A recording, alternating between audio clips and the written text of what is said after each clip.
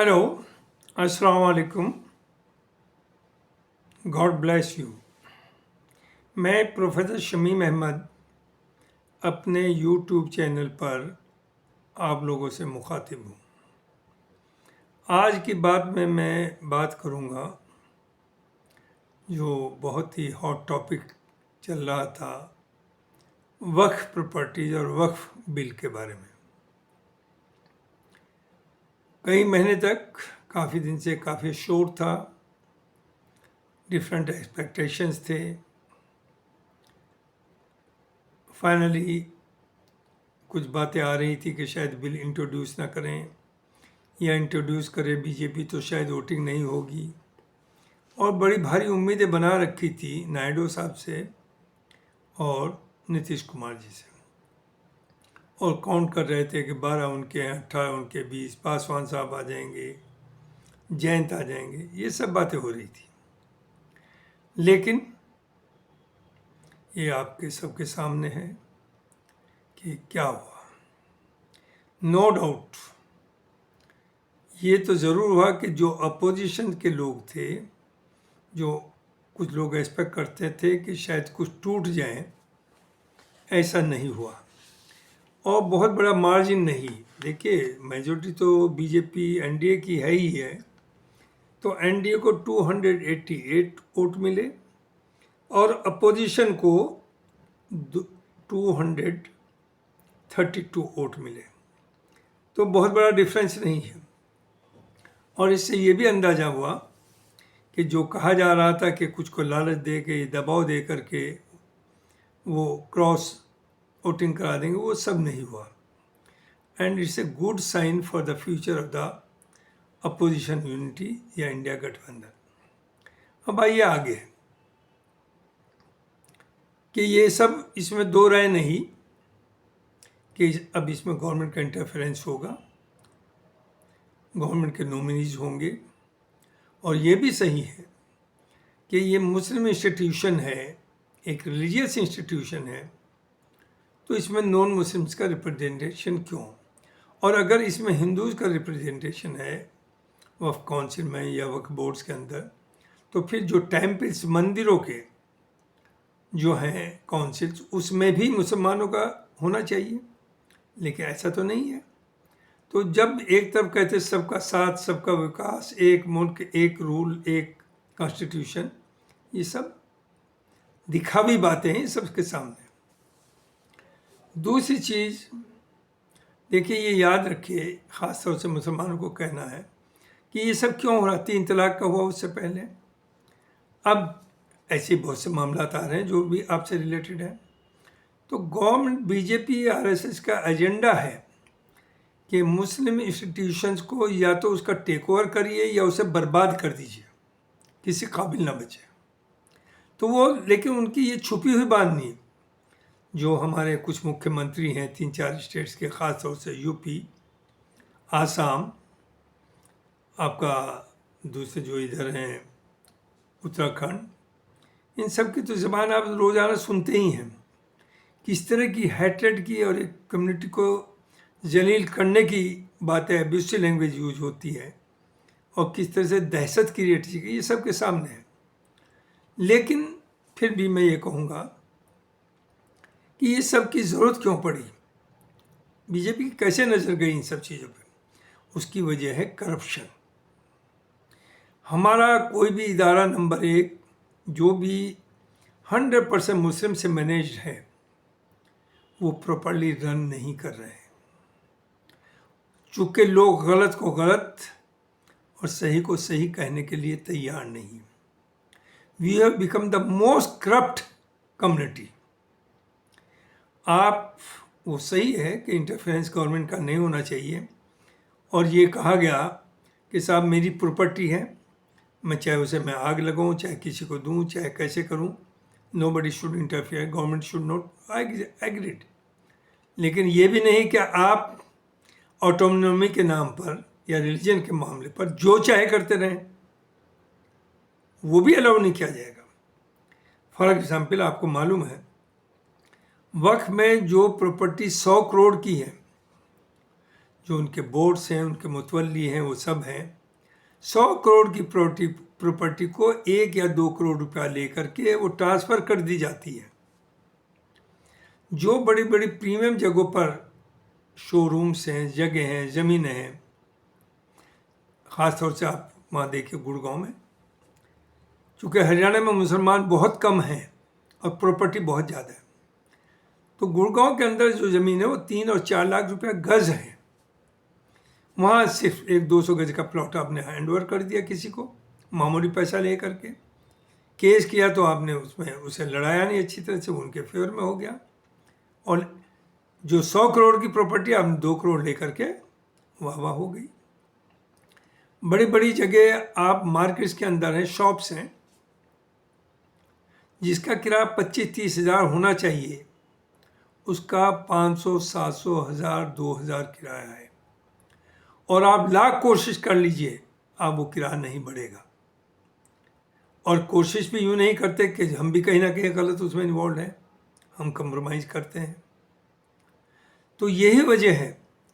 For example, दूसरी मैं example दूँ आपको, हमारा इंडिया इस्लामिक कल्चर सेंटर है, उसमें गवर्नमेंट का कोई इंटरफेरेंस नहीं है, 100% मुस्लिम मैनेजमेंट में। लेकिन क्या हो रहा है आप देख रहे हैं, करप्शन भी है, मिसमैनेजमेंट भी है, और एक दिन उसका भी उसी तरह से ये लोग, हम ही लोग अपनी जंग में टेक ओवर करा देंगे। तो इस सब की जिम्मेदारी बीजेपी का तो खुला कार्ड है कि उसे आपको कॉर्नर करना है, आपको तबाह करना है, लेकिन आप खुद भी उनमें से एक हैं। आप जो कह रहे हैं कि कुछ लोगों ने ये कॉल दिया है कि साहब नीतीश और चंद्रबाबू और पासवान, चिराग पासवान, और इधर वेस्टर्न यूपी में आरएलडी, ये एक्सपोज हो गए हैं, मुसलमान इन्हें वोट ना दें। इससे बड़ा फ्रॉड कोई हो ही नहीं सकता। क्या मुसलमान एक है? ना तो है, और वैसे होना भी नहीं चाहिए, आप एक पार्टी के पीछे ना रहें। लेकिन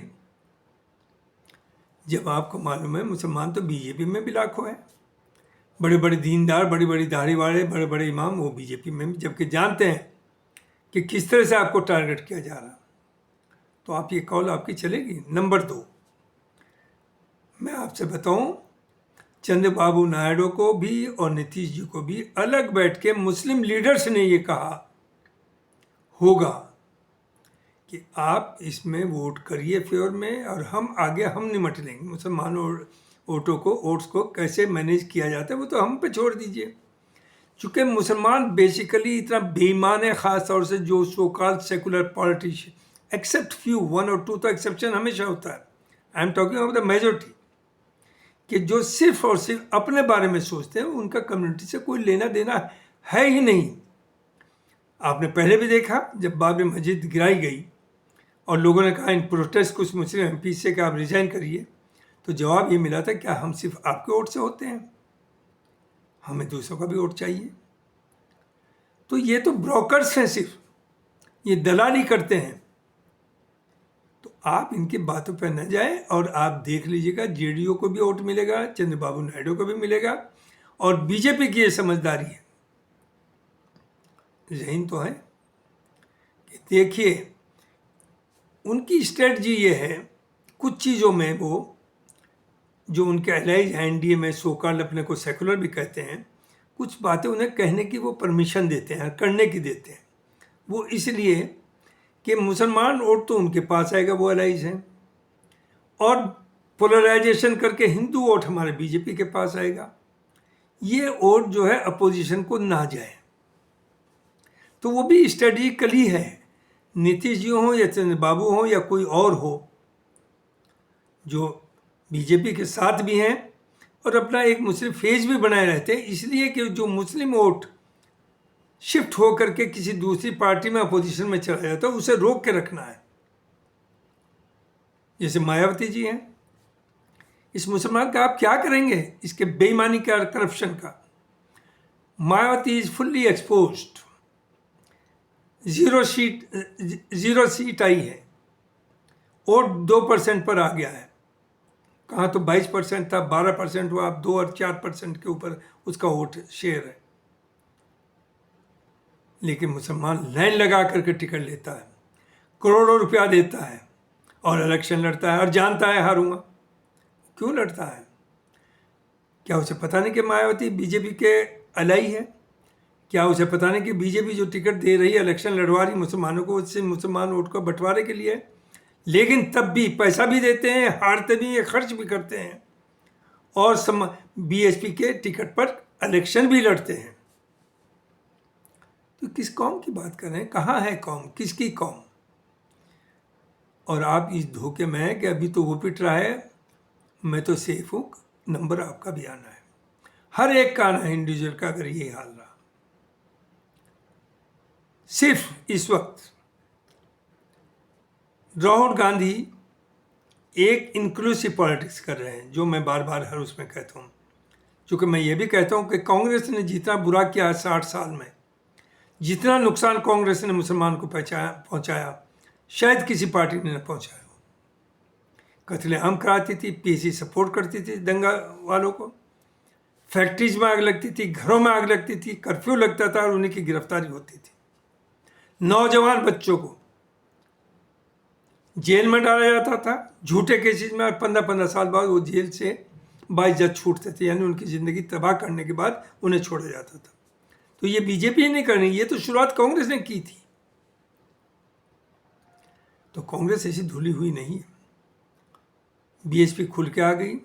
समाजवादी ने भी, जो मुजफ्फरनगर के राइट्स हुए थे वो पहले से प्लानिंग के थ्रू हुए थे। समाजवादी और बीजेपी ये दोनों नहीं चाहती थी कि आरएलडी उभरे, चूँकि आरएलडी हमेशा वहाँ मुस्लिम और जाट का कम्बिनेशन होता था, और इसी मुस्लिम और जाट्स के जो कम्बिनेशन था उसने चरण सिंह जी को चीफ मिनिस्टर बनाया, इवन प्राइम मिनिस्टर तक ले गए। तो इस अलायंस को तोड़ना था इन्हें। उस साजिश के तहत वहाँ पर कम्युनल राइट्स हुए, और कहाँ कब हुए? अखिलेश के ज़माने में, जब 65 मुसलमान मिले थे समाजवादी से, और टोटल शायद 72 और कितने थे। और जो हमारे मुसलमान फेस थे समाजवादी में उस वक्त, उन्हें एक डेलीगेशन लेके यूरोप घूमने के लिए, तफरीह के लिए भेज दिया गया था। तो माफ़ कीजिए, आपके साथ कोई नहीं है, सबको आपका वोट चाहिए, आपकी ज़रूरत किसी को नहीं। This is the truth. आप इन दलालों के चक्कर में ना आए। देखिए, कुछ 2-4% लोग होंगे जो सो कॉल्ड सेकुलर पार्टी, जैसे बर्क साहब थे। कोई भी इशू आता था, बर्क साहब संभल वाले, चाहे वो मुल्क से कंसर्न हो, चाहे पार्टी से कंसर्न हो, जो ईमानदारी की बात है उनमें कहने की हिम्मत थी। वंदे मातरम का मामला आया, पार्लियामेंट में वॉकआउट कर गए थे कि मैं नहीं कहूँगा, चूँकि हमारे यहाँ हम किसी के बंदे नहीं सिवाय अल्लाह के, एक वहदत। हर का अपना फेथ है, हिंदूज का अपना फेथ है, दे आर का right, they are the right. Christians का अपना है, बौद्ध का अपना है। तो आप अपने को इन पब्लिक किसी से सुपीरियर न माने, चूँकि आप मजहब पर तो इसीलिए हैं कि आप अपने मजहब को सुपीरियर मानते हैं दूसरों से। और हिंदू अपने को सुपीरियर मानते हैं, क्रिश्चियन अपने को, इसीलिए तो अपने मजहब पर है। अब जब सुपीरियर नहीं मानेंगे तो आप उसे छोड़ देंगे। तो मानिए, लेकिन आप दूसरे को कम ना मानिए, दूसरे को बुरा ना करिए। अब आगे आ जाइए। अलीगढ़ मुस्लिम यूनिवर्सिटी है, हालांकि यहाँ गवर्नमेंट इंटरफेरेंस है, ये 100% मुसलमानों के हाथ में नहीं इसका मैनेजमेंट। ऑटोनॉमी दे रखी, लेकिन उस ऑटोनॉमी को जिस तरह से हम मिसयूज कर रहे हैं, जिस तरह से हम एडमिशन्स करते हैं, मेजॉरिटी एडमिशन तो अच्छा है, साफ सुथरा हो रहा है ईमानदारी के साथ, कहीं ना कहीं तो गड़बड़ भी कर जाते हैं। और अपार्टमेंट्स में तो समझिए मोर देन 50% अपार्टमेंट्स में घपलेबाजी ही है, ओवर स्टाफिंग है। क्लास में टीचर जाए या ना जाएं, पढ़ाएं या ना पढ़ाएं, कैंपस में रहें या ना रहें, क्या नहीं हो रहा है। और यहाँ तक ला के खड़ा कर दिया कि वाइस चांसलर के लिए इस वक्त हाई कोर्ट में है केस, और केस क्या सब के बाद जजमेंट इज रिजर्व्ड। क्यों जाना पड़ा वहाँ, क्यों हुआ ये सब? कहीं ना कहीं तो हम गलत हैं। जो हमारा प्रोसेस, इस पर मैं अलग वीडियो दिया है इससे पहले, कहीं ना कहीं तो हम गड़बड़ कर रहे हैं। आप कहते हैं ये मुस्लिम यूनिवर्सिटी है, तो मुस्लिम यूनिवर्सिटी तो पूरे मुल्क के मुसलमानों की है। और बोले मतलब गवर्नमेंट का भी उसमें भागीदारी है। ऐसा नहीं कि आप दूसरी कम्युनिटीज़ को बिल्कुल ज़ीरो कर देंगे, सबकी है। हाँ, माइनॉरिटी इंस्टीट्यूट था, चूँकि ये सोच थी हमारी, तो मुस्लिम्स डोमिनेटेड है, मुस्लिम मैनेजमेंट है, लेकिन उसमें ऐसा नहीं कि सिर्फ मुसलमान, हिंदू भी। और मैं समझता हूँ इसीलिए ये बची हुई भी है कि इसमें गवर्नमेंट का इंटरफेरेंस है, लेकिन उसके बावजूद आपकी ज़मीन पे कितने कब्जे हो गए। सैकड़ों एकड़ ज़मीन पर लोगों ने कब्जा कर रखा है, जो मुस्लिम यूनिवर्सिटी की थी। कैसे हुआ? लूट मची है, जो चाहे हम कर रहे हैं। वाइस चांसलर का प्रोसीजर अपॉइंटमेंट का ऐसा रखा है कि आपने सिर्फ और सिर्फ वो टीचर्स कुछ जो कि इंटर कॉलेज में टीचर नहीं हो सकते, हाई स्कूल में कहीं टीचर नहीं हो सकते, वो घपलेबाजी से प्रोफेसर बन गए और आज वो लाइन में लगे हुए हैं कि उन्होंने वाइस चांसलर बनना है यूनिवर्सिटी का। जरा सोचिए तो। एक नाम मैंने बार बार लिया भी है, वैसे तो बहुत से नाम हैं ऐसे। वो मोहतरम कंप्यूटर में है, कंप्यूटर साइंस में, जिनके खिलाफ दुनिया भर के चार्जेस हैं। वो भी क्यों में लगे हुए थे कि साहब वाइस चांसलर बनना चाहता हूँ। और बाहर जब कहते हैं आप national Muslim university for the whole country, बाहर वालों को तो आप चांस ही नहीं दे रहे हैं। पैनल बन रहा है सब इंटरनल, पूरा हिंदुस्तान से कोई नहीं। जामिया में देख लीजिए, जो आउट गोइंग वाइस चांसलर थी, उन्होंने जाते जाते वहाँ की ज़मीन बेच दिया, बड़ी डील हो गई। वो सब जगह हो रही, जितने इदारे आपके हैं सब जगह यही चल रहा है। तो आप वो एग्जाम्पल सेट करिए, आप दूसरों को मौका ना दीजिए। 3 तलाक का मामला क्या था? 3 इंस्टेंट तलाक का इस्लाम में कहीं कोई जगह ही नहीं। It's not part of Islam. हाँ, किसी टाइम पे किसी ने इंट्रोड्यूस साहब ने किया, but that's not a binding. Binding है सिर्फ इस्लाम कंप्लीट हो गया हुजूर के इंतकाल पर। उसमें बहुत ज़्यादा प्लस माइनस तो कर ही नहीं सकते, लेकिन साहबा कराम ज़ाहिर उनके साथी थे, उनकी बातों को हम मानेंगे। लेकिन अगर ना भी माने तो कोई गुनाह नहीं है। वहाँ तक आप हुजूर की ज़िंदगी एक्सेप्ट कर लीजिए, कुरान का बताए हुए रास्ते पर चलिए, you are a Muslim, which we are not. हम तो मीनिंग तक नहीं समझते, उस मैसेज को नहीं जानते। तो we are the worst community. और आप राइट्स की देखिए, टू बी वेरी ऑनेस्ट, ये तो एक बहुत अच्छा हुआ है कि पूरी अपोजिशन ने आपकी जंग पार्लियामेंट में, राज्यसभा लोकसभा में लड़ी। वो नंबर बताता है कि 232 इन अपोजिशन। लेकिन उनकी भी नज़र आपके ओठी के ऊपर है, वो बहुत ज़्यादा मोहब्बत में नहीं है। कुछ है उसमें, बहुत अच्छे भी हैं, ज़रूर से ज़्यादा अच्छे, लेकिन उन अच्छे लोगों को भी उनकी पार्टी थोड़ा सा दूर ही रखती है, सेंटर स्टेज पे नहीं लाती। इसके बारे में अभी अभी हमारे फैजान मुस्तफ़ा साहब का एक चैनल के ऊपर डिस्कशन में आया है। इतना उन्होंने, जहाँ तक लीगल एस्पेक्ट से, उन्होंने एक एक चीज़ इतनी साफ सुथरी दी है कि आपकी समझ में आ जाएगा सब है क्या। द बेस्ट उनका उसमें है इंटरेक्शन, उससे बहुत सीखने को मिलेगा। अब बहुत से लोग कह रहे हैं, जो हम भी कह रहे हैं, कि अपोजिशन या Muslim organisations they will go to supreme court. क्या सुप्रीम कोर्ट से आप बहुत उम्मीद कर सकते हैं? बाबरी मस्जिद के बारे में क्या हुआ था? मूर्ति रखा वो भी गलत है, तोड़ी वो भी गलत है, क्रिमिनल एक्ट है, सब कुछ कर, लेकिन फाइनली वहाँ मंदिर बनेगा। उन्होंने कहा फैजान साहब ने कि ये डिपेंड करेगा किस बेंच पे जा रहा है, कौन जजेज हैं, उनकी क्या आइडियोलॉजी है, उनकी क्या सोच है, चूँकि they are also human being. कोई आरएसएस माइंडेड है, कोई कांग्रेस माइंडेड है, कोई हो सकता आरएलडी माइंडेड हो, वहाँ भी हर तरह के ख्याल आते हैं। तो ये उम्मीद करना कि वहाँ आप सही बात, चूँकि सही आपका मामला है, आप जाएंगे आपको जस्टिस मिल जाएगी, फॉरगेट इट, नॉट नेसेसरी। और ये भी हो सकता है कि आप जाएं आज 10 साल तक इसका जजमेंट ही ना आए। अलीगढ़ यूनिवर्सिटी के जजमेंट को आने में 25-26 साल लगा, जो 1965-66 में हुआ था पाशा के केस में, उसका जजमेंट अब 24 में आया। तो इतना खुश ना हो कि आप सुप्रीम कोर्ट से कुछ करेंगे, चूँकि आप खुद एक नहीं है, आपका कोई मॉरल नहीं है, आप बिकाऊ हैं, इसलिए बीजेपी जो चाहेगी वो करेगी।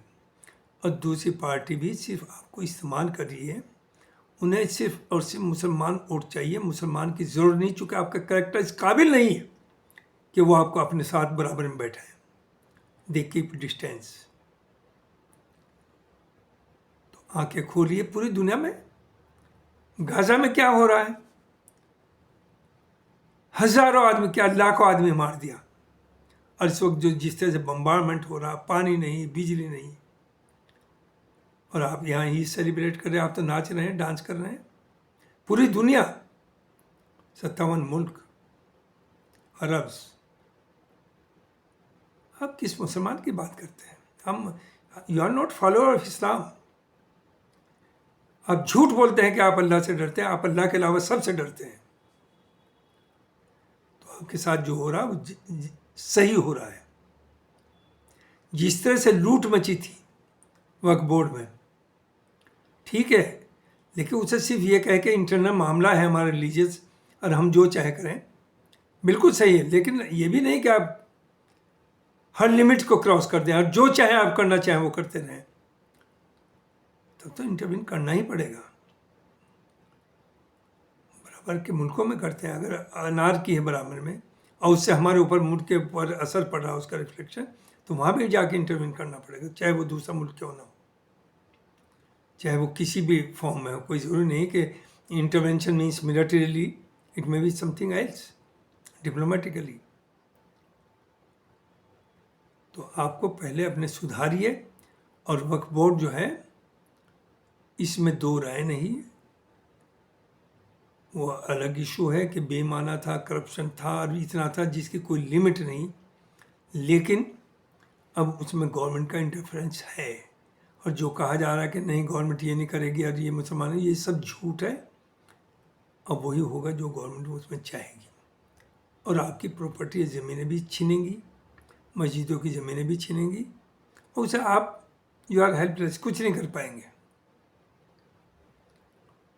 चूँकि आपने एग्जाम्पल सेट खुद कर दी है कि you are the most corrupt, आपने लूटा है, डकैती मारी है, तो आप किस मुँह से बोलेंगे? बहुत बहुत शुक्रिया। मुझे ये कहना था, आई विल नॉट से sorry, I use very harsh language, but will never say sorry. Thank you.